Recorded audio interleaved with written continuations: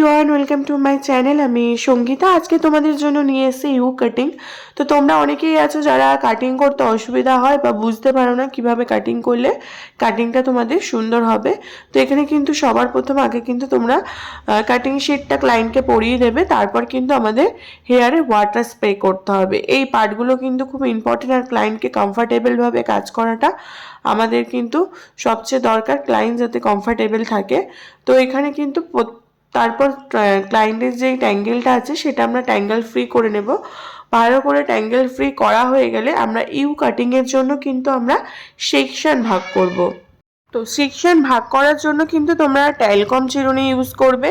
তো ট্যালকম চিরুনির সাহায্যে আমরা কিন্তু সামনের দুটো হেয়ার টু হেয়ার সেকশন বের করব, আর ব্যাকে যেই হেয়ারটা থাকবে সেই হেয়ারটার মধ্যে কিন্তু আমরা পুরো হেয়ারটার মধ্যে আমরা ইউ কাট করব।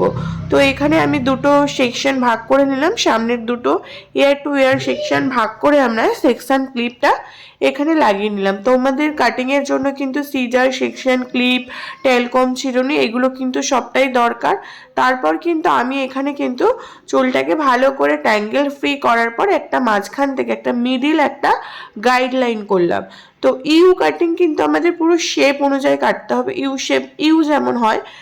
তো এখানে যে গাইডলাইনটা করলাম সেই গাইডলাইন বরাবর কিন্তু আমি একটা সাইড থেকে চুলটা ওপরের দিকে আমরা কাট করতে থাকবো, যাতে আমাদের ইউ শেপটা বোঝা যায়। আর তার মধ্যে যখন আমরা কাটিং করব একবার করে আমরা চুলটাকে আঁচড়াবো আর ট্যাঙ্গেল ফ্রি করব, এবং যখন ছোট বড় থাকবে তখন কিন্তু সেই ছোট বড়টা আমরা ঠিক করে কেটে নেব।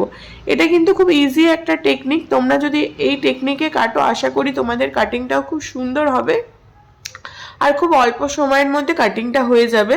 ক্লায়েন্টের হেয়ারটাতে ইউ শেপ দিতে থাকবো, যাতে শেপটা আরেকটু ডিপ হয় এবং ইউটা ভালো মতন বোঝা যায়। এই দিকটা কিন্তু আমাদের ফলো করতে হবে, আর ছোট বড় যা যা থাকবে সেটা কাটিং করব। তো এখানে আমার যে ক্লায়েন্ট ছিল তার সামনে কোনো কাটিংয়ের দরকার ছিল না, সে বলেছিল তার লকস মানে যাতে বড় না থাকে, তাই কিন্তু আমি যে এক্সট্রা হেয়ারগুলো আছে সেগুলোই কিন্তু কাটিং করে দিয়েছি। তো তোমাদের কিন্তু তোমরা এই টেকনিকে যদি কাটিং করো তোমাদেরও কিন্তু কাটতে খুব সুবিধা হবে, এবং তারপর একটু ছোট বড় যেগুলো থাকবে সেগুলো কিন্তু তোমরা মিলিয়ে নেবে, যাতে ইউ শেপটা পুরো প্রপার ভালো মতন বোঝা যায় আর কোনো ছোট বড় হেয়ার যাতে বেরিয়ে না থাকে। তো এখানে কিন্তু আমার কাটিংটা পুরো কমপ্লিট, এবং এবং হেয়ারটা শুকানোর পর এটা কিন্তু ফাইনাল রেজাল্ট। এখানে কিন্তু আমি কোনো ব্লো ড্রায়ার করিনি, জাস্ট হেয়ারটা শুকিয়ে দিয়েছি। আর তোমাদের যদি ভিডিওটা ভালো লাগে অবশ্যই বন্ধুদের সাথে শেয়ার করবে।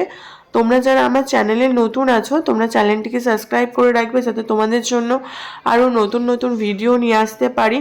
আর অনেকটা ভিডিও বানাতে অনেকটা খাটনি করতে হয়, তোমরা এটা জানোই। তো কাজের মধ্যে দিয়ে তোমাদের জন্য ভিডিও নিয়ে আসি। তোমাদের ভালো লাগলে অবশ্যই চ্যানেলটিকে সাবস্ক্রাইব করে পাশে থাকবে।